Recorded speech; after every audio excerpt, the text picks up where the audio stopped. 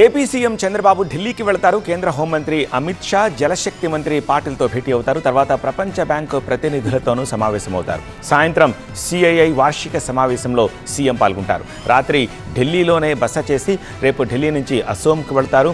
అసోం ముఖ్యమంత్రిగా హిమంత విశ్వ శర్మ ప్రమాణ స్వీకార మహోత్సవంలో సీఎం చంద్రబాబు పాల్గొని శుభాకాంక్షలు చెబుతారు. భారత ప్రధాని నరేంద్ర మోదీ తమ ఇంటికి అతిథిగా వచ్చినందుకు ఆనందంగా ఉందని నారా భువనేశ్వరి ట్వీట్ చేశారు. ఆయనకు నారా కుటుంబంలోని 3 తరాల వారు ఆత్మీయ స్వాగతం పలికారని చెప్పారు. ఇంటికొచ్చి ఎంతో ప్రేమ ఆప్యాయత పంచిన మోదీకి ధన్యవాదాలు తెలిపారు. మోదీ రాక తమకెన్నో అనుభూతులను పంచిందన్నారు. తన తండ్రి తారక రాముడు ఇచ్చిన శ్రీరామచంద్రమూర్తి విగ్రహాలకు మోదీ చేతుల మీదుగా పూజలు చేశామని ప్రస్తావించారు. ప్రజలకు దేశానికి మంచి జరగాలని ప్రార్థించినట్లు తెలిపారు. మోదీ రాక మర్చిపోలేని జ్ఞాపకాలను అందించిందని భువనేశ్వరి వివరించారు. మంత్రి నారా లోకేష్ ఇవాళ సింగపూర్లో పర్యటిస్తున్నారు. ఎంఐటీ కార్యాలయంలో జాయింట్ ఇంప్లిమెంటేషన్ స్టీరింగ్ కమిటీ సమావేశంలో లోకేష్ పాల్గొంటారు. మధ్యాహ్నం సన్హెక్ సిటీలో commodities intelligence centre CEO CFO తోటి సమావేశమవుతారు. అనంతరం డీపీ ఆర్కిటెక్ట్స్ సమావేశంలో పాల్గొంటారు. లోకేష్ వెంట ఫైనాన్స్ కార్యదర్శి పీయూష్ కుమార్, ఐటీ కార్యదర్శి కాటమనేని భాస్కర్, ప్రణాళికా శాఖ అధికారులు ఉంటారు. తమిళనాడు అసెంబ్లీలో ఎమ్మెల్యేలు ప్రమాణ స్వీకారం చేస్తున్నారు. సీఎం విజయ్ ఎమ్మెల్యేగా ప్రమాణం చేశారు. ప్రోటెం స్పీకర్గా చోళవందాన్ ఎమ్మెల్యే కురుప్పయ్య నియామకమయ్యారు. రేపు స్పీకర్, డిప్యూటీ స్పీకర్ ఎన్నిక ఉంటుంది. విజయ్ బల నిరూపణకు మరో 2 రోజులు మాత్రమే గడువుంది. 13న అసెంబ్లీలో జరిగే బల పరీక్షలో ఎంతమంది మద్దతిస్తారో అన్న సస్పెన్స్ కొనసాగుతోంది. అన్నాడీఎంకే నుంచి చీలక వర్గం మద్దతు ఉంటుందా లేదా అనే ఉత్కంఠకు ఎల్లుండి తెరపడనుంది. తమిళనాడు సీఎం ప్రమాణ స్వీకార కార్యక్రమంపై వివాదం నెలకొంది. సీఎం విజయ్పై వామపక్షాలు వీసీకి ఆగ్రహం వ్యక్తం చేశాయి. జాతీయ గీతం వందే మాతరం తర్వాత రాష్ట్ర గీతం పాడడాన్ని తప్పుబట్టాయి. ప్రభుత్వాన్ని వివరణ కోరాయి. ఈ వివాదంపై స్పందించిన మంత్రి అర్జున రాష్ట్ర గీతాన్ని అవమానించే ఉద్దేశం తమకు లేదన్నారు. 3వ స్థానంలో రాష్ట్ర గీతం ఆలపించడం సరికాదని వివరించారు. అధికారుల నుంచి వివరణ కోరతామని చెప్పారు. బీఆర్ఎస్ అధినేత కేసీఆర్ అధ్యక్షతన రేపు ఎర్రవల్లిలోని ఫామ్ హౌస్ లో పార్టీ ముఖ్య నేతలతో కీలక సమావేశం జరగనుంది. బీఆర్ఎస్ ఆవిర్భావ దినోత్సవం సందర్భంగా తీసుకున్న నిర్ణయాలకు అనుగుణంగా పార్టీ బలోపేతానికి సంస్థాగత నిర్మాణం, సభ్యత్వాల నమోదు, జిల్లాలు, శాసనసభ, పార్లమెంటరీ నియోజకవర్గాల ఇన్ఛార్జ్ల నియామకం, ఇతర పదవుల భర్తీ చర్చించనున్నారు. అలాగే ప్రభుత్వ వైఫల్యాలను ఎండగడుతూ ఆందోళన కార్యక్రమాలు, సభలు, సమావేశాల నిర్వహణ సహా భవిష్యత్ కార్యాచరణ అంశాలపై చర్చించి నిర్ణయం తీసుకోనున్నారు. యూరోప్ పర్యటన ముగించుకున్న వైసీపీ అధినేత జగన్ బెంగళూరు చేరుకున్నారు. ఏప్రిల్ 26న కుటుంబ సభ్యులతో కలిసి యూరోప్ వెళ్లారు. జగన్ రాక సందర్భంగా వైసీపీ నేతలు, అభిమానులు ఎయిర్పోర్టుకు చేరుకున్నారు. పార్టీ శ్రేణులు పెద్ద ఎత్తున స్వాగతం పలుకుతూ నినాదాలు చేయడంతో ఎయిర్పోర్టు పరిసరాలు హోరెత్తాయి. పోలీసులు ప్రత్యేక భద్రతా ఏర్పాట్లు చేశారు. రేపటి నుంచి జగన్ పార్టీ కార్యక్రమాలపై కీలక సమీక్షలు నిర్వహించే అవకాశం ఉందని వైసీపీ వర్గాలు చెబుతున్నాయి. గుజరాత్ లో ప్రధాని మోదీ పర్యటిస్తున్నారు. మరికాసేపట్లో సోమనాథ్ ఆలయంలో జరిగే అమృత్ మహోత్సవంలో పాల్గొనున్నారు. సాయంత్రం వడోదరలో సర్దార్ ధామ్ హాస్టల్ ను ప్రారంభిస్తారు. పశ్చిమ బెంగాల్లో బీజేపీ ప్రభుత్వం కొలువు తీరడంతో హౌరాలోని నబన్నా సచివాలయం కాషాయకాంతులతో వెలిగిపోతోంది. మరి కాసేపట్లో నబన్నా సభాగృహలో ముఖ్యమంత్రి సువేందు అధికారి పోలీసులతో సమావేశం కానున్నారు. శాంతి భద్రతల విషయంలో కీలక నిర్ణయాలు తీసుకోనున్నారు. హింసకు తావులేని పాలన సాగుతుందని సీఎం అన్నారు. కోనసీమ జిల్లా అమలాపురంలో ట్రాఫిక్ నియంత్రణకు 5 కోట్ల రూపాయలతో జరిగే 3 వంతెనల నిర్మాణ పనులను ఎమ్మెల్యే ఐతావత్తుల ఆనందరావు, ఎంపీ హరీష్ ప్రారంభించారు. అమలాపురంలో ట్రాఫిక్ ను పూర్తిగా నియంత్రించేందుకు ప్రధాన కాలువలపై వంతెనలను నిర్మిస్తున్నారు. ఈదరపల్లి బైపాస్ రోడ్డు, ఇందుపల్లిలో 3 వంతెనల నిర్మాణానికి శ్రీకారం చుట్టారు. ఈ వంతెనల వల్ల అమలాపురం నుంచి అంబాజీపేట, ముక్కామల, రాజమండ్రి వెళ్లే వాహనాలకు ట్రాఫిక్ ఇబ్బందులు తొలగనున్నాయి. కాకినాడ, రాజమండ్రి తరహాలో అమలాపురాన్ని అభివృద్ధి చేస్తామన్నారు. ఆనందరావు అంటే అభివృద్ధి అనే విధంగా నియోజకవర్గాన్ని అభివృద్ధి చేసి చూపిస్తానని ఎమ్మెల్యే ఐతావత్తుల ఆనందరావు అన్నారు. డ్రగ్స్ కేసుల్ని రుజువు చేయడంలో తెలుగు రాష్ట్రాల పోలీసులు వెనకంజ వేస్తున్నారు. ఈ విభాగంలో 28వ స్థానంలో తెలంగాణ, అంతకంటే తక్కువగా ఏపీ రాష్ట్రాలున్నాయి. కేసులు నమోదవుతూ ఉన్నా, నేరస్తులు అరెస్ట్ అవుతూ ఉన్నా నేరాన్ని రుజువు చేయడంలో పోలీసులు విఫలమవుతున్నారు. కేరళ, కర్ణాటకల్లో డ్రగ్స్ కేసుల్లో 90% పైగా కన్విక్షన్ రేట్ ఉంది. తెలంగాణలో 30% మించలేదు. తెలంగాణలో గత ఏడాది 2542 డ్రగ్స్ కేసుల్లో 81 కేసుల్లోనే శిక్ష పడింది. 2018లో 1450 డ్రగ్స్ కేసుల్లో విచారణ జరిగింది. ఇంకా విచారణ దశలోనే 2017 నాటి టాలీవుడ్ డ్రగ్స్ కేసు కూడా ఉంది. 2022 ఫుడింగ్ అండ్ మింక్ కేసులో ఇప్పటికీ డ్రగ్స్ సప్లై సాచూకీ దొరకలేదు. పంజాగుట్ట డ్రగ్స్ కేసులో కూడా ఇంకా ఛార్జ్షీట్ అయ్యలేదు.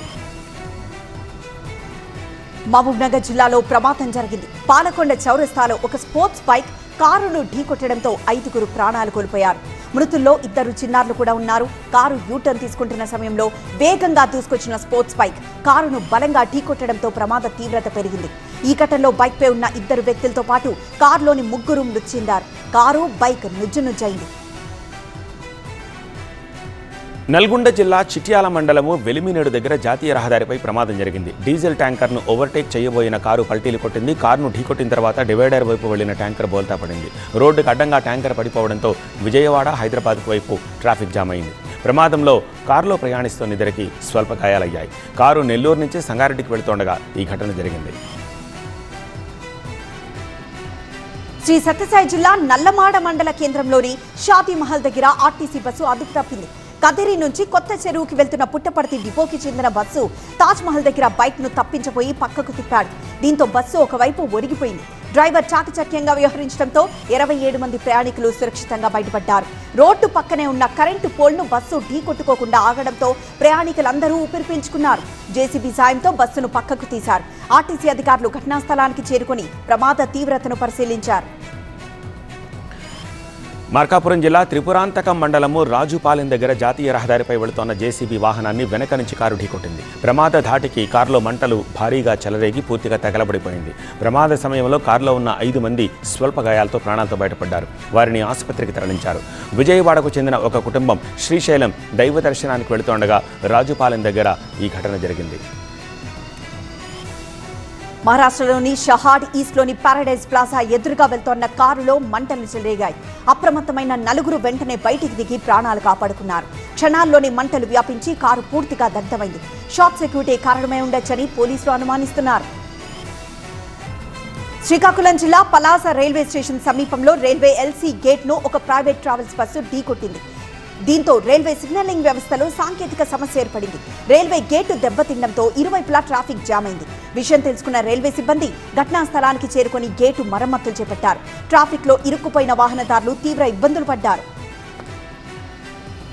భానుడి భగభగలతో అల్లాడుతోన్న తెలుగు రాష్ట్రాల ప్రజలకు వాతావరణ కేంద్రం చల్లని కబురు చెప్పింది. అటు ఉపరితల ద్రోణి ఇటు బంగాళాఖాతంలో ఏర్పడనున్న అల్పపీడనం ప్రభావంతో రానున్న 3 నుంచి 4 రోజుల పాటు తెలుగు రాష్ట్రాల్లో వర్షాలు కురిసే అవకాశం ఉంది. నైరుతి బంగాళాఖాతంలో రాబోయే 48 గంటల్లో అల్పపీడనం ఏర్పడే అవకాశం ఉంది. దీని ప్రభావంతో కోస్తాంధ్ర రాయలసీమ జిల్లాల్లో రానున్న 4 రోజుల పాటు వర్షాలు కురిసే అవకాశం ఉంది. వర్షం పడే సమయంలో గంటకు 30 నుండి 50 కిలోమీటర్ల వేగంతో ఈదురుగాలులు వీస్తాయి. అయితే బీహార్ నుంచి కోస్తాంధ్ర వరకు కొనసాగుతున్న ఉపరితల ద్రోణి ప్రభావంతో తెలంగాణలో ఇవాళ వర్షాలు కురిసే అవకాశం ఉంది. ఈ వర్షాలతో కొద్ది రోజులుగా నమోదవుతున్న గరిష్ట ఉష్ణోగ్రతలు 2 నుండి 3 డిగ్రీలు తగ్గే వీలుంది. ఉత్తరాఖండ్లో 2 రోజుల పాటు భారీ వర్షాలు పడనున్నాయి. దీంతో ఐఎండీ ఆరెంజ్ అలర్ట్ జారీ చేసింది. చార్ధామ్ యాత్రికులకు వాతావరణ శాఖ హెచ్చరికలు జారీ చేసింది. ప్రయాణాలు వాయిదా వేసుకోవాలని సూచించింది. కేదార్నాథ్ బద్రీనాథ్ మార్గాల్లో 50 కిలోమీటర్ల వేగంతో ఈదురు గాలులు వీచే అవకాశం ఉంది. యాత్రికులు అప్రమత్తంగా ఉండాలని అధికారులు సూచిస్తున్నారు. శ్రీశైలం ఆలయానికి భక్తులు పోటెత్తారు. క్యూ లైన్లన్నీ భక్తులతో నిండిపోయాయి. వరుసగా సెలవులు రావడంతో స్వామి అమ్మవార్లకు మొక్కులు తీర్చుకునేందుకు దర్శనానికి భారీగా భక్తులు తరలివచ్చారు. పాతాళగంగలో పుణ్యస్నానాలు చేసి శ్రీ బ్రహ్మరాంబ మల్లికార్జున స్వామి అమ్మవార్లను దర్శించుకుంటున్నారు. దర్శనానికి సుమారు 5 గంటల సమయం పడుతోంది. భక్తుల రద్దీ దృష్ట్యా శని, ఆది, సోమవారాల్లో ఆర్జిత అభిషేకాలు, కుంకుమార్చన నిలుపుదల చేశారు. ఆన్లైన్లో వీఐపీ బ్రేక్ టికెట్లు బుక్ చేసుకున్న భక్తులకు 2 విడతలుగా స్పర్శ దర్శనానికి అనుమతిస్తున్నారు. తిరుమలలో భక్తుల రద్దీ పెరిగింది. శ్రీవారి సర్వదర్శనానికి 8 గంటల సమయం పడుతోంది. 7 కంపార్ట్మెంట్లలో భక్తులు వేచి ఉన్నారు. నిన్న శ్రీవారిని 85,942 మంది భక్తులు దర్శించుకున్నారు. వెంకన్న హుండీ ఆదాయం నిన్న 3,94,00,000.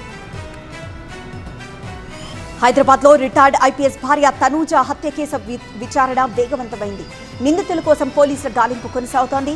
నేపాలీ గ్యాంగ్ ఆచూకీ కోసం బార్డర్లో తెలంగాణ పోలీసులు వేట సాగిస్తున్నారు. 100ల సీసీ కెమెరాలను పరిశీలించిన పోలీసులు కొందరు అనుమానితులను అదుపులోకి తీసుకొని విచారిస్తున్నారు.